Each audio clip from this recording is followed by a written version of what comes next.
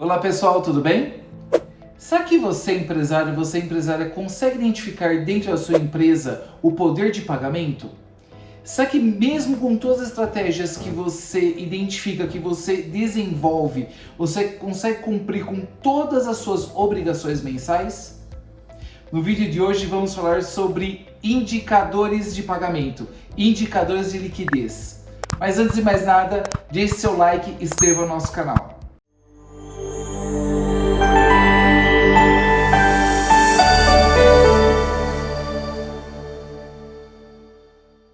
Quando a gente fala de índices de liquidez, nós separamos geralmente por quatro tópicos, quatro índices mais conhecidos que através de um balanço contábil nós conseguimos identificar o poder de pagamento.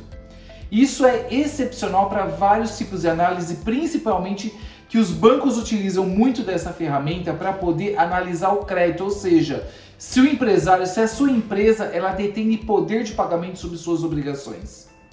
Nós estamos falando de índices de liquidez contábil. Como exemplo, nós temos liquidez corrente, liquidez seca, liquidez imediata e liquidez geral. Cada uma tem uma análise específica se a sua empresa consegue ou não cumprir com a sua obrigação. Por isso que é importante, além de tudo que nós estamos explicando dentro dos nossos vídeos, nós podemos utilizar dessas ferramentas para a gente poder identificar se a nossa empresa tem condições de executar suas obrigações, se a gente não está extrapolando o que nós estamos buscando para poder gerar mais recurso. E nós não podemos esquecer que tudo é através de estudos técnicos, estudos dirigidos para a gente conseguir elaborar uma ótima gestão dentro do nosso negócio. Então, a gente falando um pouquinho desses índices de liquidez, respeitando e entendendo que esses índices de liquidez eles são específicos para identificar o poder de pagamento de sua empresa. Mas através disso nós temos que conhecer também como que funciona um balancete contábil. Lembrando que o balancete é separado por tópicos como o ativo, que seriam os seus bens e direitos. Nós temos o ativo circulante e o ativo não circulante. O ativo circulante, que é aquele valor, são os valores que você tem de giro de imediato. O não circulante, que é ao longo prazo. Aí nós temos as nossas obrigações, que é o passivo e o passivo não circulante. Obrigações a curto e obrigações a longo prazo. O índice de liquidez é específico dentro desse conjunto de operações que está dentro do balanço. Por isso nós estamos a entender bem, consulte o escritório de contabilidade, peça para eles apresentarem para você esses índices, trabalhem com esses valores que você consegue diagnosticar, tirar o raio-x de como está o seu negócio, como está o teu poder de liquidez, como que está envolvendo o seu negócio para você conseguir conquistar e conseguir direcionar planejamentos. Legalzinho? Vamos falar um pouquinho sobre os índices de liquidez. Eu vou explicar os quatro mais trabalhados, tá? Para a gente poder ter uma direção para vocês identificarem como que está a sua empresa no atual. E principalmente esses índices de liquidez é importante ter um acompanhamento mensal para você ver como que está a evolução a cada mês da sua empresa. Legal? Então quando a gente falou de quatro índices de liquidez, nós falamos então da liquidez. Liquidez corrente. Você pega o seu ativo circulante e divide pelo seu passivo circulante. Se o indicador, você pegando o valor do seu ativo, o que seria o seu ativo circulante? Seria o que você tem disponíveis, tá? Incluindo o seu estoque.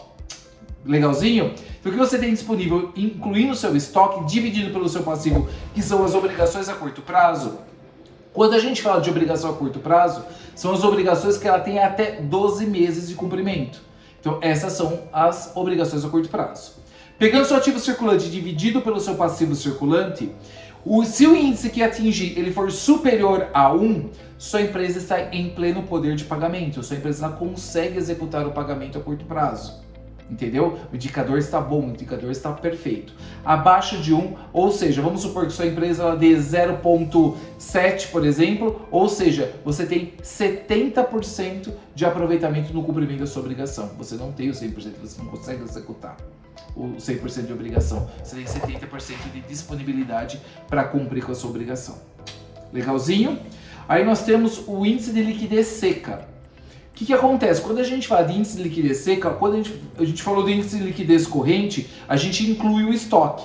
Só que você, dentro do seu negócio, dentro da sua empresa, se você tem um estoque que o giro dele não é a curto prazo, você não tem um giro, dependente do seu estoque, você tem aquele produto que ele fica engessado dentro do seu estoque, dependente da análise, isso já não é um fator de rentabilidade, ele é um fator de prejuízo. Porque depende do giro do seu estoque, se ele tiver muito superior a 30 a 60 dias, você tem que poder analisar. E isso que vem o índice de liquidez seca, ou seja, é o ativo circulante, você deduz o estoque, até mesmo as antecipações também, mas principalmente você deduz o estoque e você divide pelo seu passivo circulante.